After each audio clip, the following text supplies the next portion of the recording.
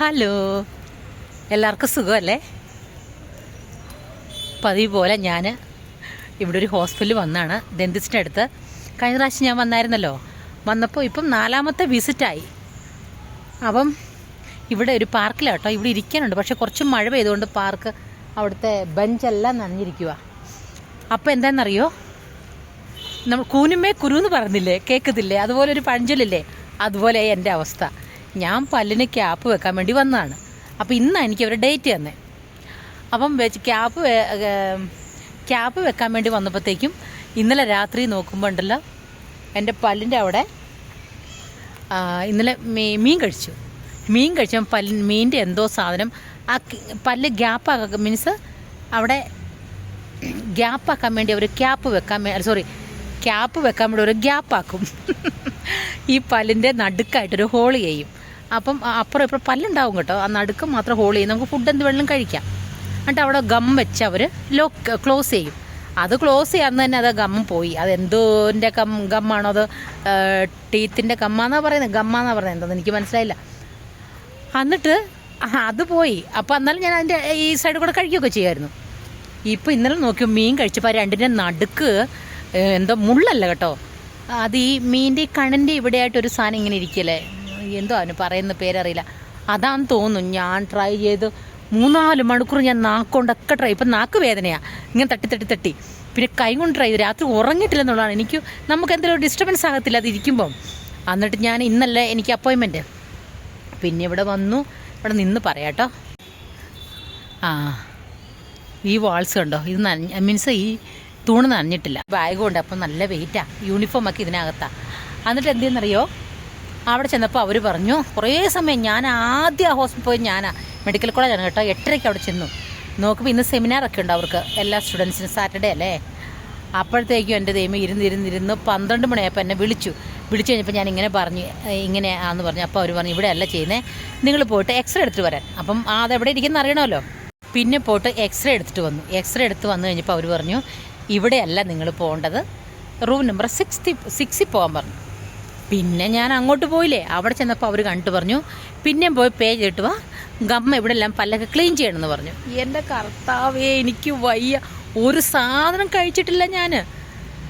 എന്നിട്ട് എന്തെന്നറിയോ, പോയി ചെന്നപ്പോൾ അവർ പറഞ്ഞു, ഒരു മലയാളിയായിരുന്നു കേട്ടോ ഡോക്ടർ, പുള്ളിക്കാരിയുടെ ഈ താഴത്തെ ലൈൻ മാത്രം ക്ലീൻ ചെയ്തു, മേലത്തെ ക്ലീൻ ചെയ്യണമെങ്കിൽ ഇനി ഒരാഴ്ചയോടെ കഴിഞ്ഞ് വരാൻ പറഞ്ഞു. അപ്പം ഈ ക്യാപ്പ് ഇടുന്നതിന് ഇപ്പുറം ക്ലീൻ ചെയ്യാൻ. അങ്ങനെ ഞാൻ പല്ലൊക്കെ ഒരുമാതിരി ആക്കി.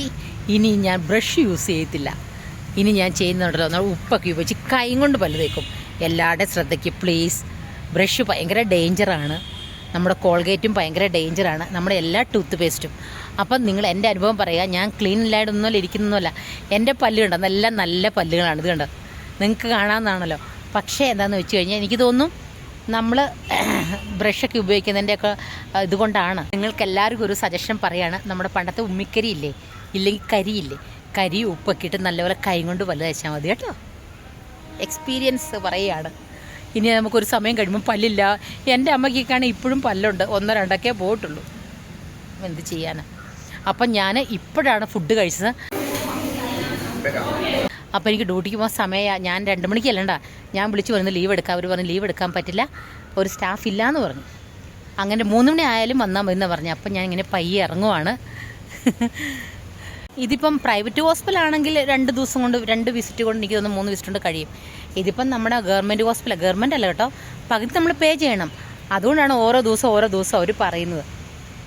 അവിടെ ചെയ്യുമ്പം ഇവിടെ നമ്മുടെ സിൽവർ കളർ മീൻസ് ക്യാപ്പ് ആക്കണമെങ്കിൽ 6,000 പറയുന്നത്, ഗോൾഡൻ ആക്കണമെങ്കിൽ 8,000 എന്നാണ് പറഞ്ഞത്. ഇവിടെ ആകുമ്പോൾ എല്ലാം കൂടെ ഒരു 3,000-നുള്ളിൽ കഴിയും. അപ്പം ലാഭമല്ലേ, എന്തിനാ വെറുതെ പൈസ. ഓട്ടോ ചാർജ് പറഞ്ഞു കഴിഞ്ഞാൽ അങ്ങോട്ടും ഇങ്ങോട്ടും എനിക്ക് 110 രൂപയാകും. അപ്പം 3-4 വിസിറ്റ് ആയില്ലേ, അപ്പം 4 വിസിറ്റ് ആകുമ്പോൾ ഏകദേശം ആയി. അങ്ങനെ ഞാനിപ്പം ചോറ് കഴിച്ചു. ചോറും സാമ്പാറും ഒരു വെണ്ടയ്ക്ക തോരനും പിന്നെ കടലക്കറിയും രസം പപ്പടം പിന്നെ ചില്ലി ബജി. പിന്നെ ഞാൻ ഒരു ചിക്കൻ നൂഡിൽസ് വാങ്ങിച്ചിട്ടുണ്ട്. എന്തായാലും എനിക്ക് വിശക്കും. ഞാൻ ഇപ്പം രാവിലത്തെ ബ്രേക്ക്ഫാസ്റ്റ് കഴിക്കാത്തല്ലേ, അപ്പോൾ ഇപ്പോൾ ഫുഡ് കഴിച്ചു, ഒരു 4 മണിയാകുമ്പോൾ വിശക്കും. അപ്പം 4 മണിയാകുമ്പോൾ ബസ്സിന് കഴിഞ്ഞൊരു കാര്യം ഉണ്ടല്ലോ കേട്ടോ, ഒരു കാര്യം പറയാട്ടോ. 4 മണിയാകുമ്പോൾ എനിക്ക് ബസ്സിന് കഴിഞ്ഞ് ഞാൻ കഴിച്ചു കഴിഞ്ഞാൽ പിന്നെ വീട്ടിൽ ചെല്ലുമ്പോൾ വിശപ്പില്ല. അല്ലെങ്കിൽ എനിക്ക് ചോറുണ്ട് കഴിയുമ്പോൾ ഉണ്ടല്ലോ എനിക്ക് ഭയങ്കരമായിട്ട് എനിക്ക് വയറൊക്കെ ഭയങ്കരമായിട്ട് നിറഞ്ഞങ്ങിരിക്കും. ഞാൻ വല്ലപ്പോഴും ചോറ് കഴിക്കുള്ളൂ ഒരു നേരം. ഞാൻ ചോറ് കഴിച്ചു രാത്രിയിൽ. ഉച്ചയ്ക്ക് വെച്ച് ചോറുണ്ടായിരുന്നു, മീൻ വറുത്തുണ്ടായിരുന്നു, നമ്മുടെ നാട്ടിലെ ചീരത്തോരനുണ്ടായിരുന്നു, പിന്നെ പാലക്കൻ ലീവ്സിലിട്ടിട്ട് നമ്മുടെ മൂങ്താലിൻ്റെ പരിപ്പ്, ചെറുപയറിൻ്റെ പരിപ്പില്ലേ, നല്ല ടേസ്റ്റാണ് കേട്ടോ അത്. ചെറുപയർ പരിപ്പ് നിങ്ങളൊരു സാമ്പാർ വെച്ച് നോക്കി, നല്ല രുചിയും നല്ല പ്രോട്ടീനുമാണല്ലോ. അപ്പോൾ അത് ചോറുണ്ട്. എനിക്ക് ദഹിച്ചിട്ടില്ല, ഇപ്പോഴാണ് ദഹിച്ചത്. അതുകൊണ്ടാണ് ഇപ്പോൾ പോയി ഫുഡ് കഴിച്ചത്. അതുമാത്രമല്ല, രാവിലെ ഫുഡ് കഴിച്ചു കഴിഞ്ഞാൽ എനിക്കിവിടെ ഇരിക്കുന്നതുകൊണ്ടേ ഫുഡ് കഴിച്ച് കഴിയാനൊരു ബുദ്ധിമുട്ട്, അങ്ങനെ കഴിച്ചില്ലായിരുന്നു. ഇവിടെ ഇരിക്കണമെന്നുണ്ടേ, നിറച്ചും വെള്ളമാണ് കേട്ടോ. വെള്ളമാണ്.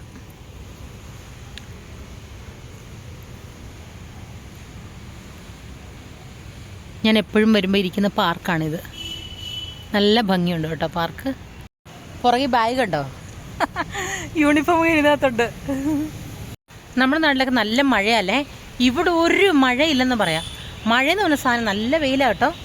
ഇപ്പോഴാണ് 1-2 തുള്ളി ഇപ്പം അങ്ങോട്ട് വീണതേ ഉള്ളൂ.